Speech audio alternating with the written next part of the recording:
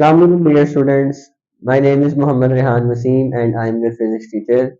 Class 9 Physics Chapter number 1 Physical Quantities and Measurements हमने start किया हुआ है, जिसका आज के लेक्चर में हमने नेक्स्ट टॉपिक जो है स्क्रू गेज इसको डिस्कस करना है। प्रीवियस लेक्चर में हमने डिस्कस किया था वर्नियर कैलिपर्स को। आज हम स्क्रू गेज के बारे में जो है वो देखेंगे कि स्क्रू गेज क्या होता है और स्क्रू गेज को हम किस तरह से प्रिपेयर कर सकते हैं पेपर के लिए। तो सबसे पहले स्क्रू गेज में हमारे पास आता है कि स्क्रू गेज हम यूज कहाँ पे करते हैं। जब भी आपने भी स्मॉल लेंथ जो है वो मेजर करनी है विद ग्रेटर एक्यूरेसी या लेस देन एक्यूरेसी, आप कह लें कि आपने इतनी रीडिंग लेनी है कि अगर आप मीटर रूल की बात कर रहे हैं तो लेस देन 1 मिलीमीटर आपके पास रीडिंग नहीं आ रही। अगर आप 1 मिलीमीटर से भी छोटी रीडिंग लेंगे तो आपको यूज करने पड़ेगा वर्नियर कैलिपर। लेकिन अगर आपको उससे भी ज्यादा एक्यूरेसी चाहिए तो आप यूज करते हैं स्क्रू गेज। इसको भी हम डायमीटर लेंस वगैरह मेजर करने के लिए यूज करते हैं।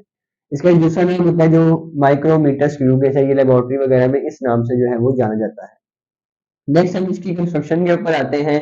इसकी कंस्ट्रक्शन में आपके पास यू शेप मेटल फ्रेम होता है, मेटल स्टड है, स्पिंडल होता है उसके साथ में, और रेचिट है, होलो सिलेंडर होता है जिसपे मिलीमीटर स्केल मौजूद है, और आपके पास इंडेक्स लाइन, स्पिंडल, ये सारा इसकी कंस्ट्रक्शन में आता है। और साइड पे आपको यहाँ पे वीडियो के दौरान ही इसकी पिक्चर भी नजर आ रही होगी, जहां से आप देख सकते हैं कि हर पार्ट इसका जो है वो बिल्कुल लेबल है।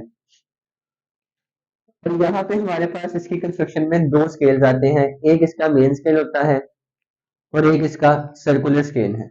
अगर आप वर्नियर कैलिपर के मेन स्केल की बात करें और इसके मेन स्केल की बात करें तो वो सेम होते हैं। सर्कुलर स्केल में हमारे पास 100 डिवीजन है, वर्नियर स्केल में हमारे पास 10 डिवीजन। नेक्स्ट हम चलते हैं लीस्ट काउंट के ऊपर।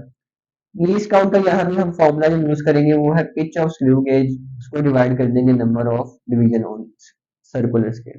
पिच ऑफ स्क्रू गेज से मुराद ये है कि आपके जो थ्रेड लाइक्स स्पिंडल के ऊपर या आपके स्केल के ऊपर जो रीडिंग्स हैं उनका जो डिफरेंस है उन थ्रेड्स के दरमियान, उस डिफरेंस को हम क्या कहते हैं, पिच ऑफ स्क्रू गेज कहते हैं, और वो 1 मिलीमीटर है।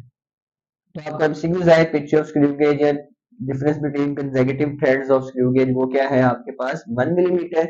उसको आप डिवाइड कर दें number of division on circular scale जो कि 100 है, तो आपके पास मिलीमीटर में आपके पास इसका लीस्ट काउंट आता है 0.01 मिलीमीटर। और अगर आप सेंटीमीटर में बात करेंगे 0.001 सेंटीमीटर। नेक्स्ट इसकी वर्किंग, लास्ट लेक्चर में मैंने आपको बताया था कोई भी इंस्ट्रूमेंट यूज करने से पहले हम उसका एरर देखते हैं, और एक इंस्ट्रूमेंट के एरर को हम जीरो एरर कहते हैं। तो इसका जीरो एरर चेक करने के लिए हमने स्पिंडल और जो आपका स्टड है उसको हम बिल्कुल क्या करते हैं, क्लोज कर देते हैं।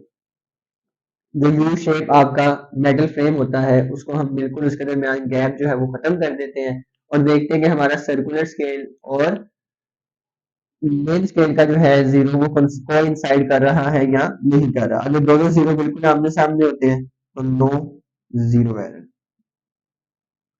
अगर जीरो जो है वो आगे चला गया है सर्कुलर स्केल का, देन हम उसको क्या कहते हैं कि हमारे पास जीरो एरर जो है वो पॉजिटिव है। और अगर ये behind the index line zero से पीछे है तो इसको हम नेगेटिव कहते हैं। और करेक्शन के लिए पॉजिटिव को आप एक्चुअल रीडिंग में से सब्ट्रैक्ट करेंगे, नेगेटिव को आप जो है वो ऐड करते हैं।